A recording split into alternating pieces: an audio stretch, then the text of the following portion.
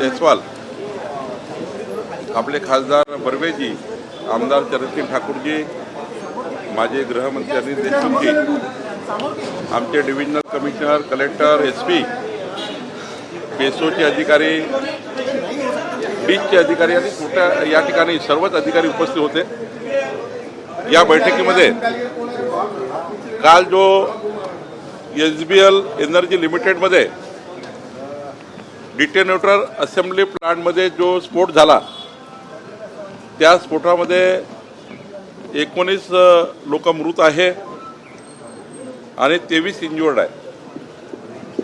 23 पैकी जवळपास 13 लोकांची हालत हे फारच खराब आहे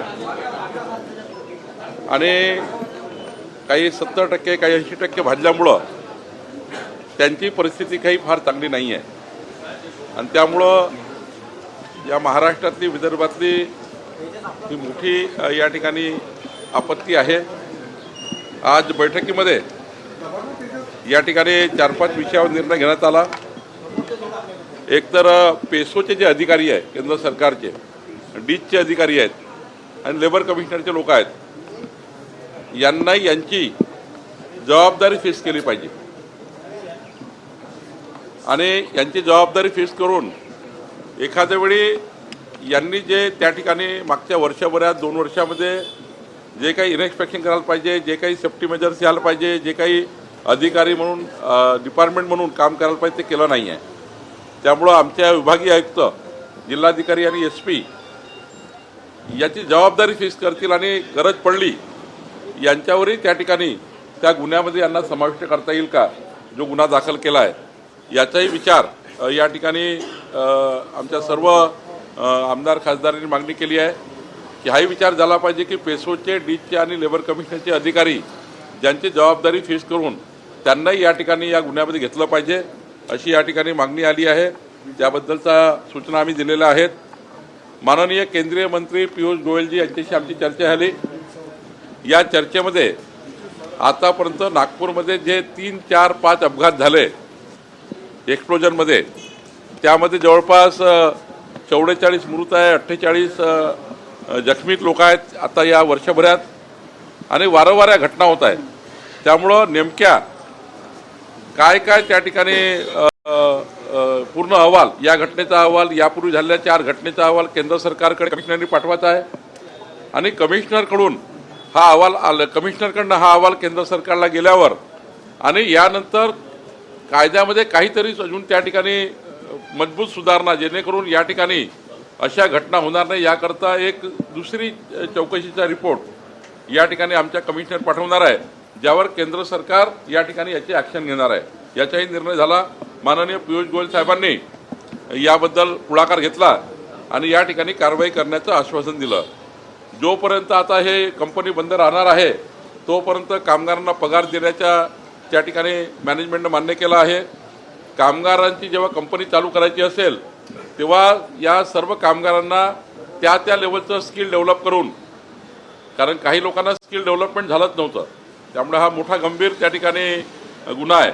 अनेक गुन्हे याच्यामध्ये आहेत, पण यामध्ये यानंतर कंपनी चालू करताना स्किल असल्याशिवाय, त्याचं सर्टिफिकेट असल्याशिवाय कुणाला त्या ठिकाणी कामगार करू नये। याच कामगारांना हाय स्किल करून त्यांना कामावर घ्यायचं आहे। आमच्या सुनीता गावंडेजी या बैठकीला होत्या।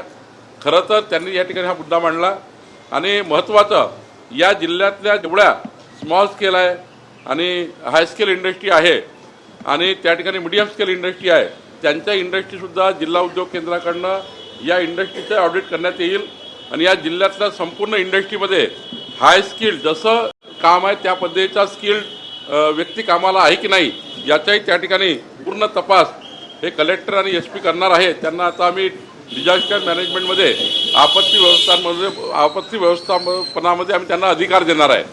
त्यामुळे हे अधिकार कलेक्टरला प्राप्त झाल्यावर कलेक्टर हाय स्किल, सेमी स्किल्ड आणि या ठिकाणी अनस्किल्ड लेबरचाही त्या ठिकाणी आढावा घेणार आहे आणि तिन्ही स्मॉल स्केल, हाय स्केल आणि मीडियम स्केल कंपन्यांनाही या जिल्ह्यातल्या सर्व कंपन्यांना चेक करणार आहे। याचाही विचार आम्ही केला आहे। या फॅमिली ज्या आता त्या ठिकाणी कॅज्युअल्टी झालेल्या आहेत, जे मृत पावलेले आहेत, त्यांना कंपनीकडनं 75 लाख रुपये आणि सरकारकडनं 5 लाख रुपये, केंद्र सरकारकडनं 2 लाख रुपये असं जवळपास 82 लाख रुपये या कंपनीच्या ज्या ॲक्सिडेंटमधल्या मृतांना मिळणार चेक आता करणार आहे.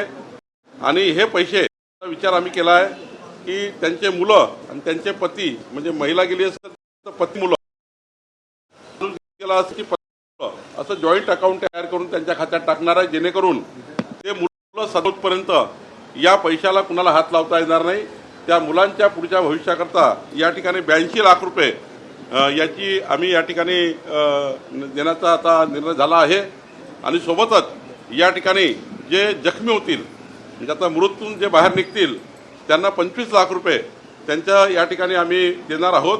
आणि याच्यासोबतच रिहॅबिलिटेशन पॅकेज, म्हणजे पुढच्या काळात जे इंज्युअर झालेले लोक, जसं बाकी कंपन्यामध्ये आता ॲक्सिडेंट झाले होते तेव्हा 44 लोक असे आहेत जे इंज्युअर झाले, हात गेला आहे, पाय गेला आहे, त्यांचं रिहॅबिलिटेशन काय याचं एक पॅकेजही सुद्धा या ठिकाणी तयार होणार आहे.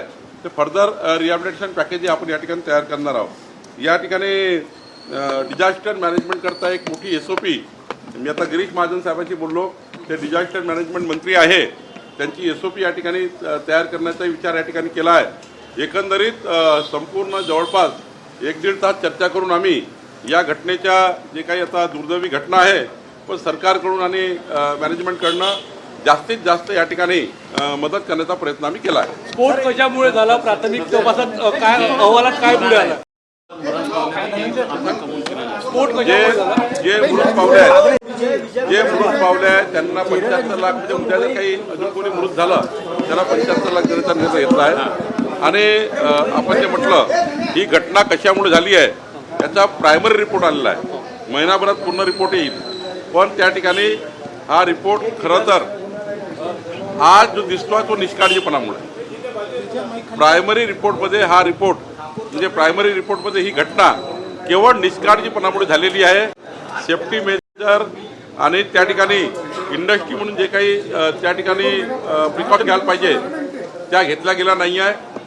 पहिलं पैसे आता आलेला आहे, त्याची इन्क्वायरी आम्ही पूर्ण करणार आहे. डीची जबाबदारी काय, त्या ठिकाणी पेसोची जबाबदारी काय होती, त्यानंतर लेबर कमिशनची जबाबदारी काय होती, या सर्व जबाबदाऱ्या फेस करणार आहोत. आणि महिनाभराच्या आतमध्ये याचा संपूर्ण रिपोर्ट आम्ही देणार आहोत. गरज पडली तर जे जे याच्यात दोषी आहेत त्या सर्वांना गुन्हेगार आम्ही करणार आहोत. अंत्यसंस्काराचा मार्ग मोकळा झालेला काय? DNA चाचणी कधीपर्यंत होईल? DNA चाचणीची प्रोसेस सुरू आहे आणि आज संध्याकाळपर्यंत सर्व बॉडी आम्ही त्या नातेवाईकाला देण्याचा प्रयत्न करतो आहे. आणि आज संध्याकाळपर्यंत त्या कंपनीच्या जी मदत ती येणार आहे. निश्चितपणे या ठिकाणी आम्ही त्या बॉडीज त्याच्या परिवाराला देण्याचा निर्णय करतो. हे 75 लाख रुपये जे देणार आहोत आपण, पेशो आणि डीजच्या अहवालात तेच आरोपी, त्यांच्या चुका आहे. एकदा इंडस्ट्री दोषी असता सोबत पेसोने ती जबाबदारी. थांबा एक मिनिट, तुम्ही उत्तर मला बोलू द्या, उत्तर घ्या पहिले, मग नंतर पुढचं. की पहिलं तर एक आहे की जो प्रायमरी रिपोर्ट आहे, मी आताच सांगितलं आहे की प्रायमरी रिपोर्टमध्ये पेसोने जेवढा वेळा इन्स्पेक्शन करायला पाहिजे, मग इन्स्पेक्शन नोट टाकली तर पेसोने इन्स्पेक्शन नोटप्रमाणे त्या कंपनीने काम केलं की नाही केलं ही पेसोची जबाबदारी आहे. डीजची जबाबदारी आहे, डीजच्या इन्स्पेक्शनमध्ये जे काही त्यांना आढळलं ते त्या कंपनीने फॉलो केलं की नाही केलं हे डीजची जबाबदारी आहे.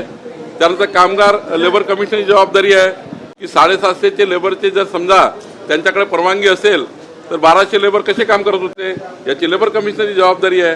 त्यामुळं सर्वच जबाबदारी या ठिकाणी स्वीकार करणार आहोत.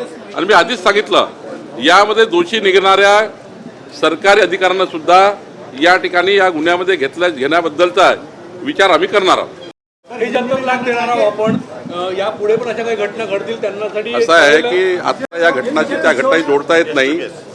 त्या केसमध्ये खरं तर कोणत्या प्रकारचं एक्सक्लुजन आहे, त्या ठिकाणी कुठल्या प्रकारची घटना आहे, आता कोणत्याही घटनेला जोडता येत नाही. पण आपण घटनेमध्ये जे गेले त्यांना पण मदत. मी वारंवार सांगतो आपण विषय डायव्हर्ट करू नका. या घटनेबद्दल बोलतो आहे. त्या कंपनीची बॅलन्स शीट कशी याच्यावरही अवलंबून असतं. एखाद्याची बॅलन्स शीटच नाही आहे आणि त्याला त्या ठिकाणी मदत मागणे काही योग्य होणार नाही. त्यामुळे विषय डायव्हर्ट करण्यात काही तसा अर्थ हा नाही. निर्णय ऐतिहासिक आहे का? कारण आता तुम्ही सरकारी अधिकाऱ्यांवर त्यांची जबाबदारी निश्चित करताय. आतापर्यंत याच गोष्टीची कमी राहत, हीच गोष्ट कमी राहायची आणि इथंच फायदा उचलायचे. सरकारी अधिकाऱ्यावर, पेसोच्या अधिकाऱ्यावर, त्यानंतर लेबर कमिशनर आणि आमचे डीजचे अधिकारी हे जर दोषी आहे तर त्यांच्यावरही गुन्हे दाखल करण्याचा विचार सरकार करेल. कारण या अधिकाऱ्यांच्या काय काय चुका आहे आमचे कमिशनर, कलेक्टर आणि SP यांची टीम ती आयडेंटिफाय करणार आहे. आणि काय चुका आहे त्या चुकावर त्यांनी शेवटी हा मनुष्यवध आहे एक प्रकारचा, आणि मनुष्यवधामध्ये डायरेक्टली इनडायरेक्टली जे आहेत त्या सर्वांचा त्या ठिकाणी जबाबदार त्यांना पकडला पाहिजे. का पकडू नये? सरकारी अधिकारी आणि त्यांनी जर चूक केली असेल तर का त्यांना जबाबदार पकडू नये? आणि त्यामुळं त्यांची जबाबदारी सीज केली पाहिजे. ही जबाबदारी या ठिकाणी आम्ही करतो आहे. आज यहाँ पर जो नागपुर में घटना हुई है, नागपुर में जो SBL एनर्जी लिमिटेड में कल जो वहाँ एक्सप्लोजन हुआ है, स्फोट हुआ है, जिसमें 19 लोगों की जान गई है. वहाँ पर 23 लोग इंजर्ड हैं और 23 में बहुत 13-14 लोगों की हालत बहुत ख़राब है, जो वहाँ पर एकदम सीरियस है. तो इसमें हमने सारे हमारे जो हमारे मिनिस्टर है आशीष जायसवाल, हमारे MP ये वहाँ पर जो बर्वे जी है, हमारे MLA चरण सिंह ठाकुर जी है, पूर्व MLA वहाँ के पूर्व गृह मंत्री अनिल देशमुख जी, हमारी सुनीता गावंडे जी और सारे डिविजनल कमिश्नर, सारे आला ऑफिसर थे. सभी पेशों के ऑफिसर, सब हायर ऑफिसर इस बैठक में थे.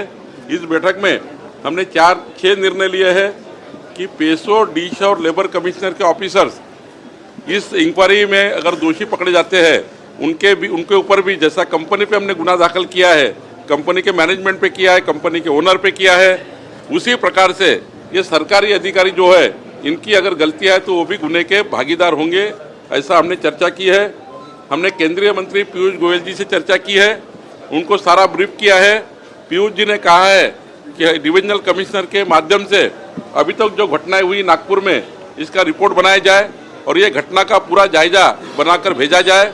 उसके बाद और इस कायदे में क्या क्या पेशों की अधिकारी गलती हो रही है, सेफ्टी मेजर में क्या गलतियां हो रही है, हाई क्वालिफाइड स्टाफ क्यों नहीं रखा गया, इसके लिए जो सरकार ने कुछ SOP बनानी ज़रूरत है.